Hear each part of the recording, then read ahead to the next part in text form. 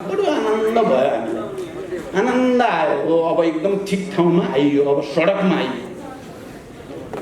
अनि हामीले जनतालाई अपिल गऱ्यौँ, पार्टीलाई अपिल गऱ्यौँ, समितिहरू बनायौँ, सबै गऱ्यौँ र देशव्यापी अभियानमा नि गयौँ। हाम्रो झगडा गर्ने कार्यकर्ताहरू, पद प्रतिष्ठाको निम्ति मरिहत्ते हालेको देखिने कार्यकर्ताहरू सबै सडकमा आए। अचम्म भयो, सबै आए।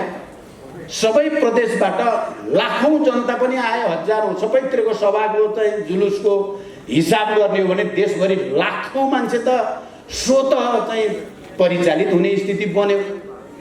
हामी बिग्र्यौँ भनेका नेता कार्यकर्ता पनि सबै सडकमै छौँ। फेरि मैले के सम्झेँ भने हामीले जनयुद्ध सुरु गर्ने बेलामा जनयुद्धको अन्तिम तयारी चलिरहेको थियो। हामीले त्यति बेलाको केन्द्रीय समिति त जम्मा 15 जनाको थियो, 2 जना वैकल्पिक गर्दा 17 जना मात्रै थियौँ हामी त्यति बेला। जनयुद्धको अन्तिम तयारीको योजना बनाउने बेलामा त्यहाँ हाम्रो छलफल भयो। अब हामी जनयुद्ध सुरु गरेपछि पक्कै मारिन्छ, हामी मध्ये धेरै जसो त पक्कै मर्छौँ भन्ने थियो एउटा। अर्को, हामीसँग होल टाइमर भएका 60-65 जना साथीहरू मात्रै थिए देशभरि। ती 60-65 मध्ये धेरै जसो भाग्छन् होला भन्ने छलफल भएको थियो क्या। डरलाग्दो कुरा हो नि युद्धमा जाने भने त, बाफ्रे। त्यसो भनिएको थियो र हामीले अब पछि फेरि भेट हुन्छ कि भइँदैन, त्यहाँ सबैले फोटो खिचौँ भनेर फोटो खिचिएको थियो क्या। पछि यो शहीद भयो, त्यो शहीद भयो, यो यहाँ मर्यो भनेर चाहिँ फेरि इतिहास लेख्नुपर्छ भन्ने हुन्थ्यो त्यति बेला। तर जनयुद्ध सुरु गरेपछि त के को भाग्ने, चामलको बिहा जस्तो 1-2टा कोही भागे होला, तर हजारौं आउन पो सुरु भयो। जनयुद्ध सुरु गरेको भोलिपल्टदेखि त आउनेको लहर, गीत गाउनेको लहर, नाच्नेको लहर, कुरा भन्नु लडाकु दल, स्वयंसेवक दल, सुरक्षा दल बन्ने प्रक्रियाको लहर सुरु भयो। अनि यो त अवसरवादी छ भनेको पनि झन क्रान्तिकारी भएर आउँछ। त्यो अवसरवादी भएर हामीले त्यति बेला हिसाब गरेका कयौं साथीहरू महान शहीद भए। साँच्चै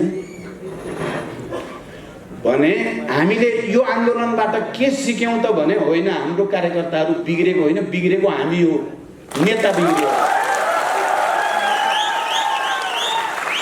हाम्रो जनता बिग्रियो होइन, बिग्रेको हामी हो भन्ने निष्कर्ष निकालियो हामीले। र मैले अझ विशेष रूपले अब सचिनु पर्ने अरूलाई भनेर हुँदैन, आफैबाट सुरु गर्नुपर्ने हुन्छ।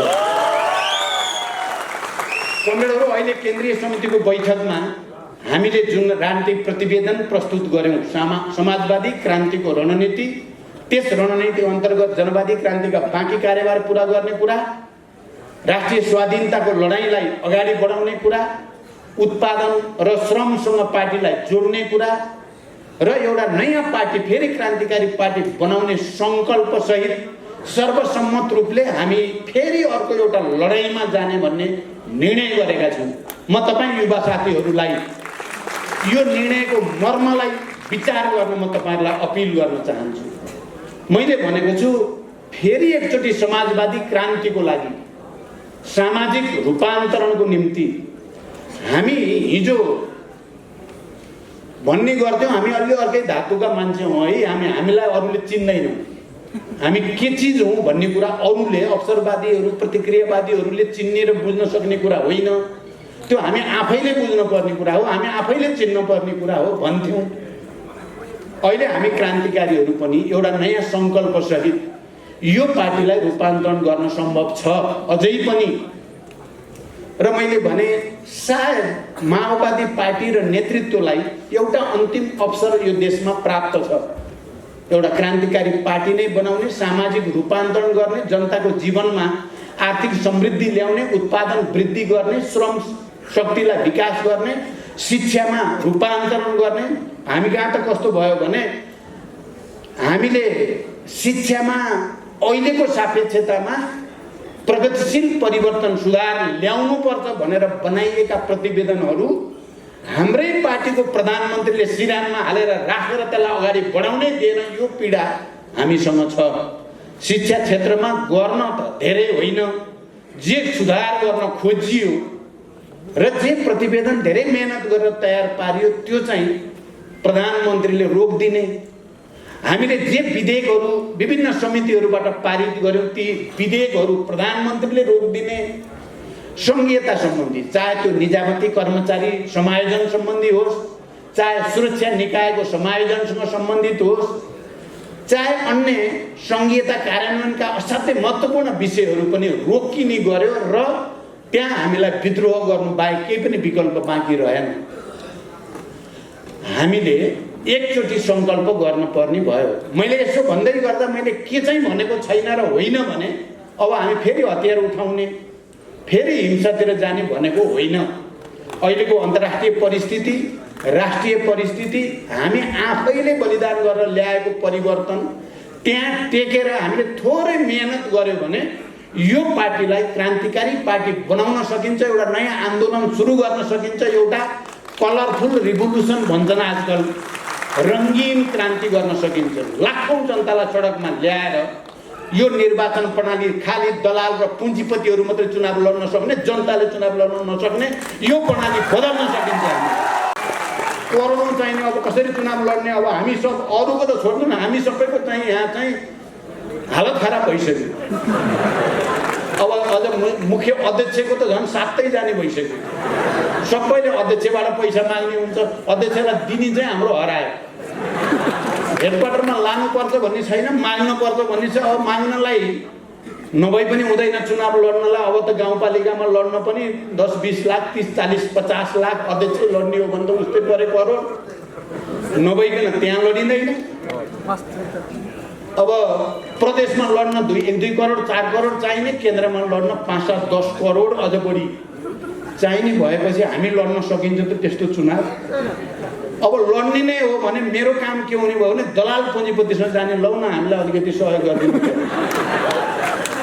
पुँजीपतिसँग गएर निहरा गरेर 2-4 पैसा मागेर बाँडेर चुनाव लडेर पनि हामी जित्छौँ त। अब पहिलो 64 को चुनाव हामीले चाहिँ पैसाले लडेकै होइन नि, हामीले त पैसै खर्चै भएन। मान्छे त्यसै आएर दिन्थे क्या, अलिकति पैसा त्यो पनि बाँकी रह्यो, त्यो नि बाँड्न परेन क्या। चाहिँ हामीले आफै जित्तिया थियो त्यो बेला, त बिना पैसै जित्तिया थियो। अहिले त पैसा खर्च गरे नि जित्ने स्थिति छैन। हामीभन्दा बढी पैसा अरूसँग छ, धेरै नै बढी छ अरूसँग, हामीसँग त छँदै छैन। अनि शासन प्रणालीको हामी कुरा गर्छौँ, हामीले त भन्यौँ यो प्रणालीबाट हुँदैन। यहाँ साथीहरू केही चाहिँ अलिक बढी नै भन्नु त भएको छ, उहाँहरू हुनुहुन्छ कि जानुभयो मलाई थाहा छैन। हामी संसदीय दलमा होइन, संसदभित्रपट्टिबाट सङ्घर्ष गरेर समाजवादतिर लान खोजेको हो। तपाईँ अहिले यहाँ आएर आलोचना गर्ने साथीहरू के गर्दै हुनुहुन्छ हेर्नु भएको छ ऐनामा आफ्नो अनुहार राम्रोसँग हेर्नु होला। म त के भन्छु भने हामीले अब निर्वाचन प्रणालीको कुरा पनि, शासन प्रणाली शासकीय स्वरूपको कुरामा पनि र उत्पीडित वर्ग, जाति, क्षेत्र, लिङ्ग, समुदायको हक अधिकार पहिचानको कुरा पनि, शहीद परिवार, बेपत्ता योद्धा परिवारलाई राहत राज्यले दिने कुरासँग सम्बन्धित विषय पनि, संविधान संशोधनको विषयलाई पनि आन्दोलनको विषय बनाएर हामीले आन्दोलन छेड्दियौँ भने त्यो सबै प्राप्त हुन्छ। अघि यहाँ भन्नुभयो नि शहीद परिवारको तर्फबाट दया चाहिएको छैन, अधिकार भन्न खोज्नुभयो, उहाँले जिम्मेवारी चाहियो भन्न खोज्नुभयो। म धन्यवाद भन्छु उहाँ कमरेडलाई। मैले अहिले रञ्जितलाई बोलाएर ल है उहाँहरूलाई जिम्मा अलि राम्रै दिनु पर्यो भनि पनि सकेँ मैले।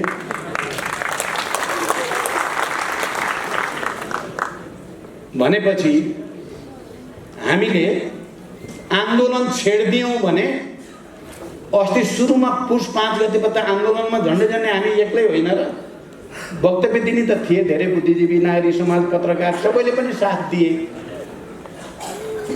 तर सडकमै हामफाले त हामी नै हो नि।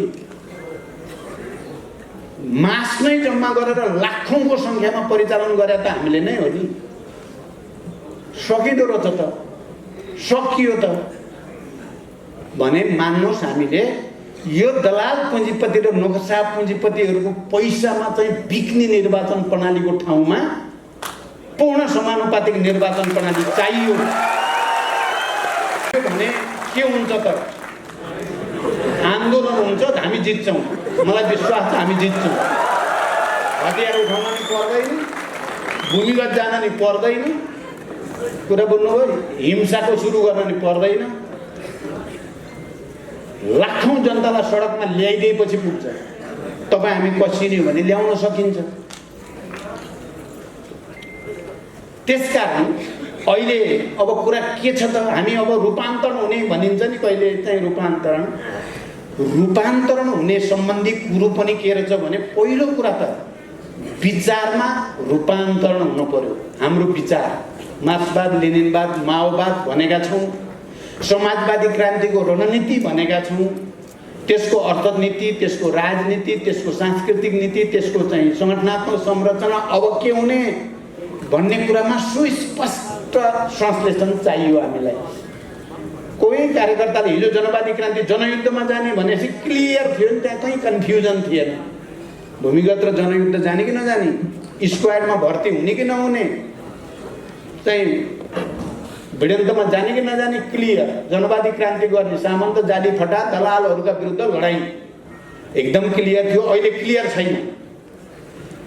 मैले अहिले भने थारू साथीहरूले बडो मार्मिक ढङ्गले राख्नुभयो मेरो अगाडि, कहाँ आइयो हामी क्रान्तिमै छौँ कि छोडियो बाटो। एउटा सामान्य थारू साथीले बडो चाहिँ गम्भीर ढङ्गले हामी आयौँ कहाँ, छौँ कहाँ, हो के यो समाजवाद भनेको, कहिले आउने, कसरी गर्ने हो भन्छन् क्या। ठिकै हो, कन्फ्युजन छ, क्लियर छैन। र यो किताब लेखेर मात्रै क्लियर हुने कुरा पनि छैन। पहिलो कुरो त वैचारिक राजनीतिक लाइन हामीले सधैँ भनेको त्यो साइन्टिफिकै कुरा हो। Ideological and political line decides everything. सबै कुराको अन्तिममा निदो गर्ने त विचार राजनीतिले नै हो। हामीले कुन वर्गको विचार, कुन वर्गको राजनीति, कुन वर्गको चाहिँ हितको निम्ति आफूलाई समर्पित गर्ने भन्ने कुरा हो। तर त्यसको साथसाथै आन्दोलन पनि हो, त्यसअनुसारको सङ्गठन, त्यसअनुसारको सङ्घर्ष, त्यसअनुसारको कार्यशैली भएन भने पनि विचार आफैले क्रान्ति त गर्दिँदैन। विचारलाई व्यवहारमा, शक्तिमा रूपान्तरण गर्नको त मान्छे चाहिन्छ। मान्छे आन्दोलनमा जानुपर्छ, त्याग गर्नुपर्छ, तपस्या गर्नुपर्छ। त्यो नभएसम्म त हुँदैन। त्यसकारण हामीले अहिले केन्द्रीय समितिमा विचार राजनीतिलाई पनि हामी विकसित गर्छौँ। राष्ट्रिय सम्मेलनसम्म पुस 11, 12, 13मा राष्ट्रिय सम्मेलन गर्छौँ। त्यहाँसम्म पुग्दा हामीले समाजवादी क्रान्तिको हाम्रो रणनीतिबारे, हाम्रो तात्कालिक कार्यनीतिबारे, जनवादी क्रान्तिका बाँकी कार्यभार पुरा गर्ने सम्बन्धमा, त्यहाँ राष्ट्रिय स्वाधीनताको लडाइँका सन्दर्भमा सुस्पष्ट हाम्रो कुनै पनि कार्यकर्ताले हेर्ने बित्तिकै बुझिने हाम्रो बाटो अब यो भन्ने हाम्रो एकदम मौलिक बाटो, हाम्रो आन्दोलनको पहिचान झल्किने, हाम्रो विरासतलाई विकसित गरेको देखिने चाहियो भनेका छौँ हामीले। र अनि त्यही अनुसार हामीले सबभन्दा पहिला युवा साथीहरूलाई अपिल गर्न चाहेका छौँ। मैले अघि भने नि, अनेराश्रवीय क्रान्तिकारीका पदाधिकारीहरूसँग 2-4 पटक भएको अन्तर्क्रियाबाट म निकै उत्साहित भएँ। मेरो लागि पनि त्यो ऊर्जा भयो। मैले भनि नै हालेँ, उहाँहरू अब केन्द्रीय समितिमा उहाँहरूलाई ल्याइन्छ। हेर्नुहोस् है, तपाईँहरूले हेर्दा हेर्दै अहिले केन्द्रीय समिति अर्को बनाइन्छ। युवा क्रान्तिकारी ल्याएर सकेसम्म भरिन्छ। हामीले 20% युवा भनेकै छौँ, त्यो पुर्याउने ढङ्गले हामी जान्छौँ भनेर युवाहरूलाई अपिल गर्न खोजेका छौँ। यो मानिसहरूलाई डोर्याउने भनेको पछाडिबाट होइन, मानिसलाई डोर्याउने अगाडिबाट हो, पशुलाई धपाउने पछाडिबाट हो। त्यसमा जसले डोर्याउँछु भन्नुहुन्छ ऊ पहिला अगाडि बाटो लाग्नु पर्यो। ऊ बाटो लाग्यो भने समान विचार भएका, समान स्पिरिट भएका अरू पनि बाटो लाग्ने हुन्छ। हामीले जनयुद्धमा त्यही गरे त भने हामी बाटो लाग्यौँ, त्यसपछि त पुरै जनतै बाटो लाग्ने स्थिति बन्यो। अहिले पनि हामीले सोचेको के छ भने हामी बाटो लाग्छौँ। मैले त्यसो भएर भनेको छु, म त हामफालेँ, अब तपाईँहरू के गर्नुहुन्छ तपाईँहरूको जिम्मा। हामी समाजवादी क्रान्तिको निम्ति, एउटा नयाँ रूपान्तरणको निम्ति सानोतिनो सुधारको तरिकाले हुँदैन, अलि चाहिँ राम्रै छलाङ हान्न पर्ने स्थिति छ। र तपाईँहरूको विद्यार्थी यो सम्मेलन त्यो दिशातिर अगाडि बढ्ने एउटा महत्त्वपूर्ण पाइला यहाँबाट सुरु हुन सक्छ। तपाईहरुले अहिले देखा परेका विसङ्गति र विकृतिका विरुद्ध सङ्घर्ष गर्ने, पद र प्रतिष्ठाको निम्ति मरिहात्ते हाल्ने प्रवृत्तिका विरुद्ध, वर्ग समाज रूपान्तरणको निम्ति सङ्घर्ष गर्ने प्रवृत्तिलाई प्रोत्साहित गर्न तपाईहरुले सुरु गर्नुभयो भने मलाई लाग्छ एउटा ठुलो आन्दोलनको सुरुवात यहीबाट हुन सक्छ। मेरो अपिल तपाईहरुसँग यही छ।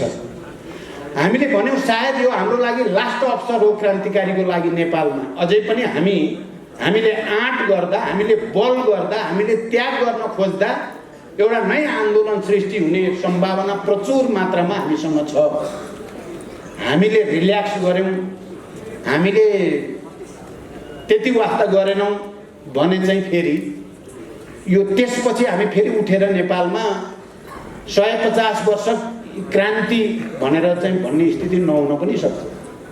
किनकि जति बेला हामी हिजो क्रान्तिका कुरा गर्थ्यौं, हामीले श्रीलङ्कामा हेर्थ्यौं, त्यहाँ ठुलो राष्ट्रिय मुक्ति आन्दोलन तमिल विद्रोह थियो, बडो सशक्त सशस्त्र विद्रोह थियो त्यो। हामीले त्यति बेला हेर्थ्यौं फिलिपिन्समा लडाईँ थियो, हामीले त्यति बेला हेर्थ्यौं टर्कीमा लडाईँ थियो। अझ सबभन्दा बढी हामीले हेर्यो त पेरुमा हेर्यो। पेरुमा माओवादीहरूले गोन्जालोहरूको नेतृत्वमा जे भयो त्यो चाहिँ निकै ठुलो चाहिँ उभारमा थियो त्यो। यो सबै चीजहरू चाहिँ हामी हेर्थ्यौं र हामी ती सबैबाट लेसन लिने कोसिस गर्थ्यौं। अहिले त त्यस्तो पनि छैन। अहिले त हामी आफैले गोरेटो कोर्न पर्ने, विचारमा पनि नयाँ ल्याउनु पर्ने, संगठन पनि नयाँ बनाउनु पर्ने, आन्दोलन पनि नयाँ सृष्टि गर्नुपर्ने ठाउँमा हामी छौं। तर त्यो काम हाम्रो पार्टीले, हाम्रो आन्दोलनले मात्रै गर्न सक्छ भन्ने हाम्रो ठहर छ र त्यो एकचोटिलाई हामी त्यो मेहनत गर्यो भने हामीलाई अवसर छ। र मैले यति भनिसकेपछि अर्को एउटा पोइन्ट तपाईं साथीहरुसम्म के भन्न चाहन्छु भने हामी नभए पनि अर्को छ भन्ने स्थिति अहिले नेपालमा छैन क्या। दुःखको कुरो त्यो हो।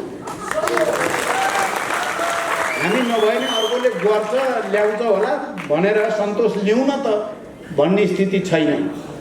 हामीले नगरे अर्कोले गर्छ, त्यो गर्छ, प्रतिक्रान्ति गर्छ, प्रतिगमन गर्छ, यो देशलाई बर्बाद पार्छ, देशै दुर्घटना पर्ने स्थिति छ। त्यसकारण मैले केन्द्रीय समितिमा भनेको कुरा र आज तपाईहरुको अगाडि पनि भन्न खोजेको कुरा, हामी सच्चिनु पर्ने, हामीले आत्मसमीक्षा गर्नुपर्ने, हामीले आफूलाई रूपान्तरित गर्नुपर्ने आवश्यकता हाम्रो लागि मात्रै होइन, यो देशलाई दुर्घटनाबाट बचाउन, नेपाली जनतालाई भयानक निरङ्कुशतातिर लैजाने षड्यन्त्रबाट जनतालाई बचाउन हामी सच्चिनुको विकल्प छैन। त्यसकारण मैले यो लास्ट अवसर हो भन्नुको तात्पर्य त्यहाँनिर छ। म विद्यार्थी साथीहरूलाई यो विषयलाई गम्भीरतापूर्वक चिन्तन गर्न, मनन गर्न म अपिल गर्न चाहन्छु। मैले अघि भन्दै थिएँ हामी हिजो चाहिँ युवाहरू, विद्यार्थीहरू पनि, वाइसिएल पनि 64 मा हुँदा हामी कस्ता थियौं भने बाहिर निक्ल्यो, वाइसिएल निक्ल्यो, विद्यार्थी क्रान्तिकारी विद्यार्थी निक्ल्यो भनेपछि प्रतिक्रियावादीहरू, गुण्डाहरू, जाली फटाहरूको निम्ति आतंक, बापरे बाप आए यिनीहरू भने जस्तो हुन्थ्यो र तिनको सातो जान्थ्यो। र जनतामा चाहिँ, आम जनतामा, सबै उत्पीडित वर्ग, जाति, क्षेत्र, समुदायमा चाहिँ हाम्रो संरक्षक आए, हाम्रा छोराछोरीहरू आए, हाम्रो हित गर्ने, हामीलाई मुक्त गर्न लडाईँ लड्ने योद्धाहरू आए भनेर ढाडस हुन्थ्यो। आज त्यस्तो छैन। आज त्यस्तो छैन।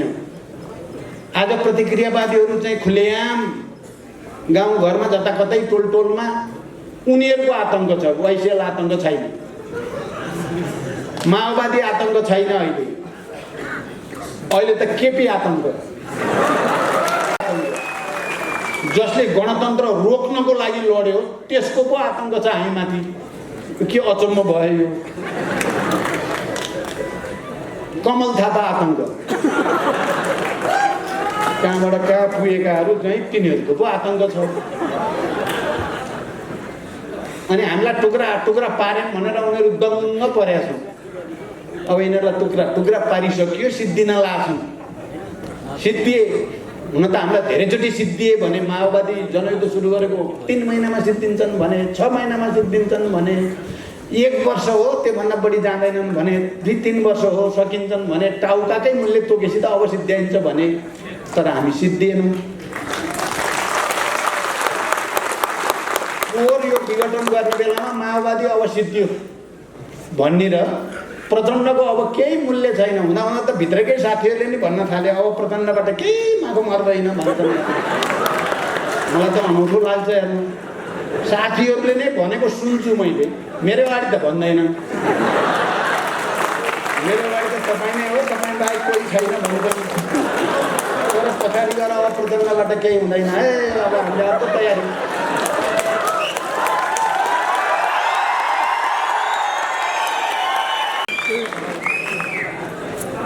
म त्यस्तो सुन्छु, मलाई बडो दुःख लाग्छ। साँच्चै गरिदिने साथी भयो, यसले सबैलाई समेटेर लाने भयो भने त हेर्नुहोस्, म त बसेर किताब लेख्न पाएँ म सबभन्दा खुसी हुन्थेँ। तर यसो हेर्छु छाँट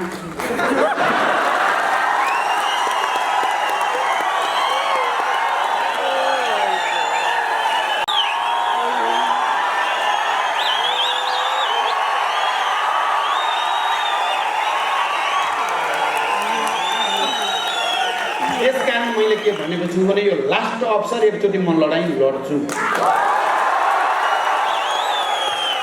साथीहरूलाई मेरो त्यसो भन्ने साथीहरूलाई मेरो चाहिँ सहृदयतापूर्वक तपाईँहरू विचार, राजनीति, योजना र कार्यक्रम सहित आउनुहोस्। तपाईँको राम्रो भएर पार्टीले पास गर्यो भने तपाईँलाई धन्यवाद दिएर उत्तराधिकारी घोषणा गरेर हिँड्छु म चाहिँ। तर माओले लिम्पियालाई गरे जस्तो अहिले नै भनिदिने चाहिँ गल्ती चाहिँ म चाहिँ गर्दिनँ। लिम्पियालाई उत्तराधिकारी भनेको त त्यही लिम्पियाले माओलाई गोली हान्न हिँड्यो। उत्तराधिकारी भनेपछि त भनी फास्टो हुँदो रहेछ नि, त्यो त काल रहेछ। किन भन्ने म त्यो भन्दिनँ। राम्रो काम गरेर आउने साथीहरूलाई मैले बाटो छोडिदिन्छु भनिराखेकै छु मैले। त्यसकारण कमरेडहरू अब एकचोटि हामी जाग्नु पर्यो भन्ने हो। हामी यो परिवर्तन हामीले ल्याएको भन्ने कुरा दरोसँग भन्नु पर्यो, दरोसँग भन्नु पर्यो जनतामा।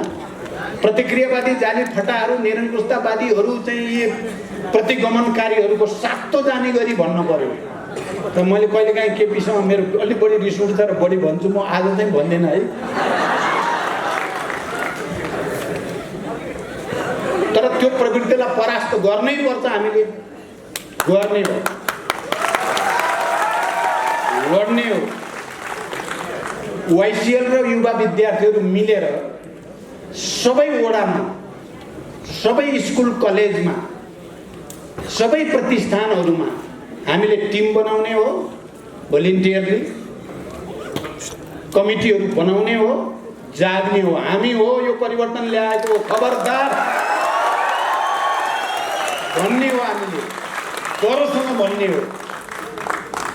र गुन्डाहरू अस्ति सूर्यनाथ रानी यादवको चाहिँ स्मृति सभामा त एक थरी गएर बडो दिएछन्, साथीहरूले खुसी लाग्यो।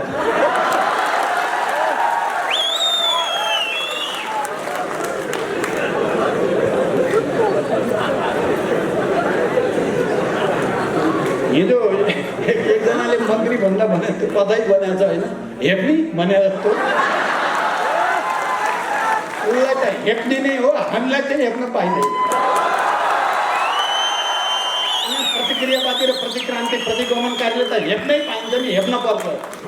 हेप्न नहुने जनतालाई हो, क्रान्तिकारीलाई हो। त्यसो भएर तपाईँहरूले पार्लियामेन्टमा मेरो एउटा भाषण सुन्नुभयो, आगोसँग खेल्ने।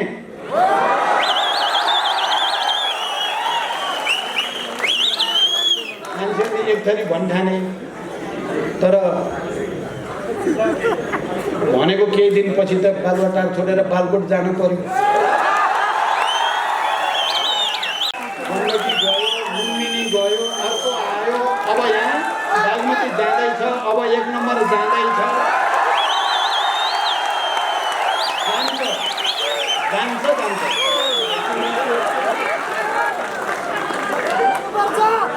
त्यसकारण छोड्ने कुरा छैन, जाने हो।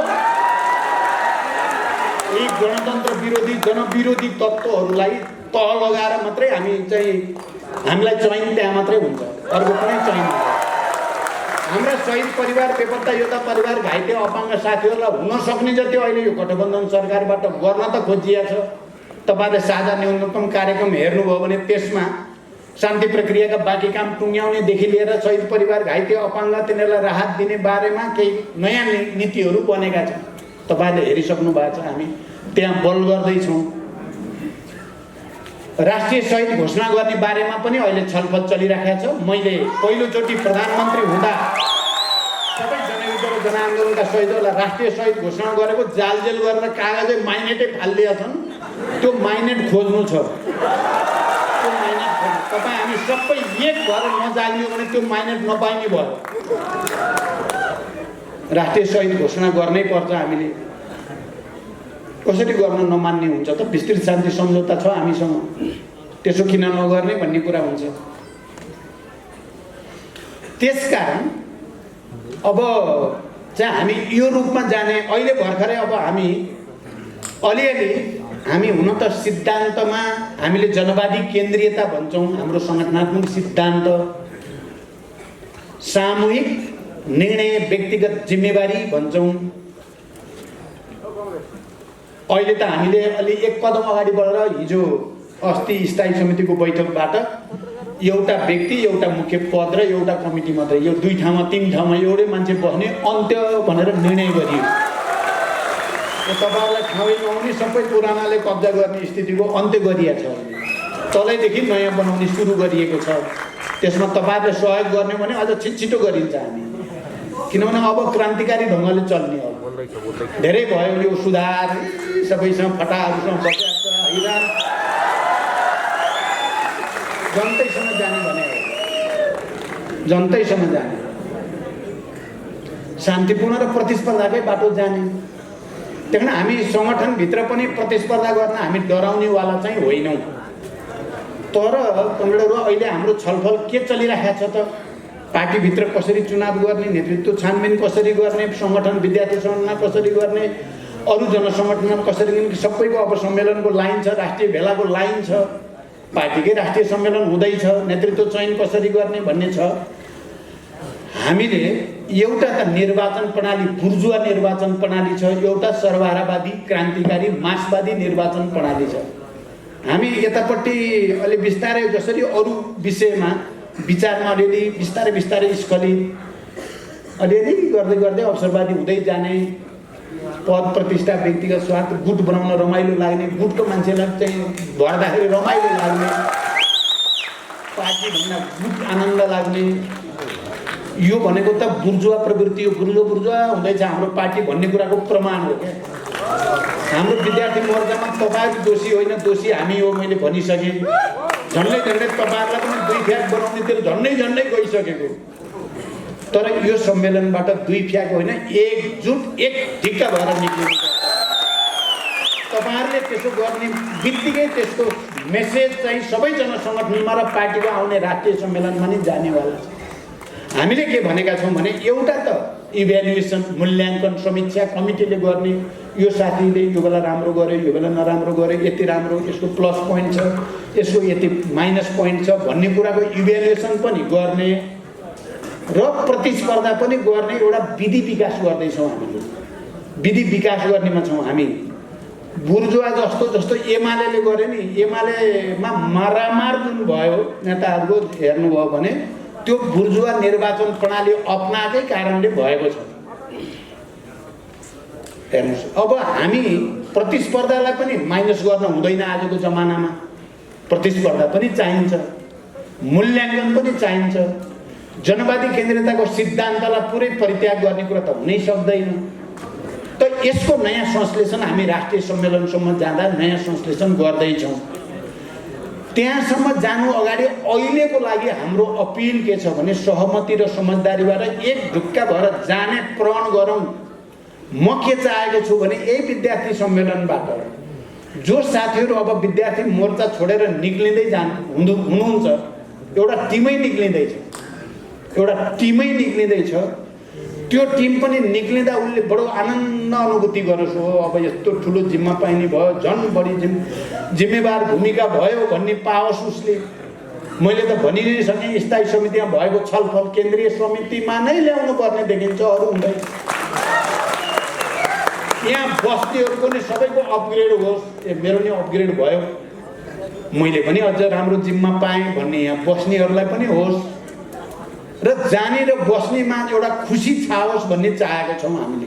अहिले पार्टीले चाहेको त्यस्तो छ। अघिल्लो पटकको अनुभव हामीलाई त्यति मिठो अनुभव भएन। प्रतिस्पर्धा गरौँला, भोलि प्रतिस्पर्धा पनि गरौँला, इभ्यालुएसन पनि गरौँला, तर आजको दिनमा प्रतिक्रियावादी प्रतिक्रान्तिकारीहरूले जो षड्यन्त्र गर्दैछन् हाम्रा विरुद्ध, त्यसका विरुद्ध लड्नको लागि हामीलाई चाहिएको छ एकता, फेरि पनि एकता। यसको निम्ति अगाडि बढ्न म सबै सङ्घहरूलाई विशेष अनुरोध गर्न चाहन्छु। त्यसकारण हाम्रो अगाडि ठुलो ऐतिहासिक अवसर अझै बाँकी छ र हाम्रो अगाडि नराम्रोसँग छेदविच्छेद हुने खतरा पनि छ। हामीले आफ्नो आत्मसमीक्षा गर्दै अब फर्केर गाउँघरमा या टोलमा, सहर बजारका नि टोल, मजदुर बस्तीमा या चाहिँ अरू व्यवसायी कर्मचारी साथीहरू सबैसँग पनि हामीले अलिकति भुल गरेका छौँ। अब हामी त्यो भुल सच्याउन चाहेका छौँ। सुझाव दिनुहोस्, हामी के गरौँ भन्दै जाने। शहीद परिवारमा गएर चाहिँ भन्ने हामीले अलिकति त्रुटि गऱ्यौँ यो बिचमा, हामी सच्याउन चाहेका छौँ। आमा बा ल अब के गर्ने, भाइ बहिनी छोराछोरी भनेर तिनीहरूसँग कुरा गर्ने। बेपत्ता योद्धा परिवारमा जाने, घाइते अपाङ्गहरू कहाँ जाने, फर्केर हामी आयौँ। किनकि अहिले हामी सदस्यता नवीकरण तल कमिटीहरू बनाउने, हामीले अहिले फेरि केही पारित गरिएको छ। एउटा वडामा कतिवटासम्म कमिटी न्यूनतम हुनुपर्ने, कति सदस्य हुनुपर्ने, प्रतिनिधित्व कसरी ल्याउने, सम्मेलन कसरी गर्ने, सबै निर्वाचन समिति कस्तो हुने, यो सबै कुराको पनि चाँजो पाँजो अहिले मिलाइएको छ र हामी तल फर्किने, सबै नेताहरू तल फर्किने भन्नेतिर हामीले लान खोजेका छौँ। अब गइहाले जादु भयो भन्ने पनि नबोल्नु होला। यहाँ अब भोलि राम्रै आगो बल्न पनि सक्छ, यहाँभित्र पनि बल्यो भने पनि नराम्रो हुँदैन। उद्देश्य हाम्रो चाहिँ रूपान्तरणकै उद्देश्य हो भने त त्यसले हामीलाई खार्छ मात्रै, अझ चाहिँ इस्पात बनाउँछ। त्यसबाट डराउनु पर्ने कुरा त केही पनि छैन। त्यही कारण विद्यार्थी साथीहरू, तपाईँहरूको यो राष्ट्रिय सम्मेलनतिर अब त के देखियो, यही सम्मेलनमा बस्दै गर्दा देशभरिका सबै विद्यार्थी मोर्चाका नेताहरूले नि बोल्नुभयो। कोहीले अलिअलि आलोचनात्मक बोल्नुभयो, कोहीले सपोर्ट गरेर राम्रो बोल्नुभयो। केही साथीहरूले यसरी बोल्नुभयो, हामीले पार्टी एकता गरेर गल्ती गरेका रहेनछौँ भन्ने तपाईँहरूलाई पनि लाग्यो होला नि। गल्ती त गरे होइन नि, हामीले कुरा गर्नुभयो। हामीले कम्युनिस्ट आन्दोलनलाई एकताबद्ध गर्ने उद्देश्य राख्नु गल्ती त होइन नि। हामीले देखेको सपना त एउटा विशाल कम्युनिस्ट पार्टी बनाउने र समाजवादतिर जाने सपना हो। हामी पुँजीवादतिर जानलाई पार्टी एकता गरे त थिएनौँ। तपाईँले राजनीतिक प्रतिवेदन हेर्नुभयो, त्यति बेलाको विधान हेर्नुभयो, त्यति बेला भएको लिडरसिपको सहमति, अध्यक्षको समान हैसियत, प्रधानमन्त्री पनि समान अवधि भन्ने डकुमेन्टमा सही गरेका थिए नि त केपीले। त्यो हेर्नुभयो भने त हामीले गल्ती गरेको भन्ने हुँदैन नि त। धोका र विश्वासघात त केपीले दिए। अब केपीको एउटा क्षमता चाहिँ रच हेर्नुहोस्, राम्रै क्षमता क्या। झुटो कुरालाई पनि झुटो होइन कि भने जस्तो गरी भन्न सक्ने। अस्ति झापा गएर प्रचण्ड धोकेबाज भनेर, अब यो भन्दा चाहिँ लाज मर्नु, म त अब के भनेर जवाफ दिने, जवाफै छैन। अब धोकेबाज। मैले पहिलोचोटि प्रधानमन्त्री बनाएँ उनलाई, मैले नबनाएको हुनेवालै थिएन। अनि पछि माधव, जलनाथ, वामदेव सबै बसेर पार्टी एकता नहुँदै क्या पहिलोचोटि केपी प्रधानमन्त्री हुँदा चाहिँ अब बजेट आएको भोलिपल्ट केपीले प्रधानमन्त्री छोड्ने र माओवादी केन्द्रलाई दिने भन्ने सहमति भयो। त्यो मैले त भन्ने, त्यो त वामदेवले नि हो भन्नुहुन्छ, माधवले नि हो भन्नुहुन्छ, जलनाथ सबै भएभरकाले हो भन्छन्। तर उनी मानेनन्। उनले धोका दिए, उनले विश्वासघात गरे र उनलाई गलत्याउनै पर्ने रहेछ भनेर त्यो बेला नि गलत्याउन पर्ने बाध्य बनाए हामीलाई। अब पछि त हेर्नुहोस्, अब राजनीतिक प्रतिवेदन समाजवादी क्रान्ति नि मानेकै छन्, जबरजस्त छोड्न नि मानेकै छन्, समाजवाद उन्मुख जनवाद पनि मानेकै छन्, अध्यक्ष बराबरी हैसियत पनि मानेकै छन्, प्रधानमन्त्री बराबरी पनि मानेकै छन्। राजनीतिक प्रतिवेदन हेर्नुभयो भने त्यो राजनीतिक प्रतिवेदन एमालेको भन्दा माओवादीको बढी छ जस्तो देखिन्छ त्यो पढ्दा। त्यो पनि सही गरेकै छन् भने त यति गरेपछि त अब पहिला त सही नगरेर धोका दिए, अहिले त सही नै गराएपछि त दिन्नन् होला नि भन्ने थियो हामीलाई। के को सही छाडी जेसुकै लाछापै लगाएर केही लाग्दो रहेनछ। अब धोका उनले दिने, अब धोकेबाज हामीलाई भन्ने फेरि मान्छे फेरि त्यसमा ताली लाउँछन्। फेरि मैले त्यसबाट ताली लाउने देखेर पनि हैरान भयो भन्छु। त्यस्तो बेइमान भन्ने थाहा छ सबै, एमालेकालाई थाहा छ नि त। अहिले त हामीले भन्न पर्दैन नि। केही साथीहरू अहिले चाहिँ केपीसँग आत्मसमर्पण भन्ने कि के भन्ने गर्नुभएको छ। त्यो पहिला त अस्तिसम्म त उहाँहरूले मलाई दोहोरोसँग उम्मिनुहोस् कमरेड, तपाईँको पछाडि हामी छौँ, यो केपी तानाशाह नै हो, यो षड्यन्त्रकारी नै अपराधी नै हो भन्थे। ती 10 भाइ छन् नि, ती 10 भाइ अहिले त लुतुक्क परेर प्रचण्डले एमाले फुटाउन खोज्ने अरे क्या मलाई याद भने उहाँहरू पनि बसेर केपीलाई पार्टीबाट निकाले होइन भन्छु म। केपीलाई निकाल्ने बेला त ती 10 भाइ पनि थिए केन्द्रीय समितिमा, पार्टीबाटै निकाल्दाखेरि सही गरेका छन्, उनीहरूको सही माइनेटै छ। अनि मैले पार्टी फुटाउन खोजेको एमाले भन्न मिल्छ त, तर भन्छन् भन्ने त बेइमान भए सुन्ने र ताली लाउनु देखेर होइन।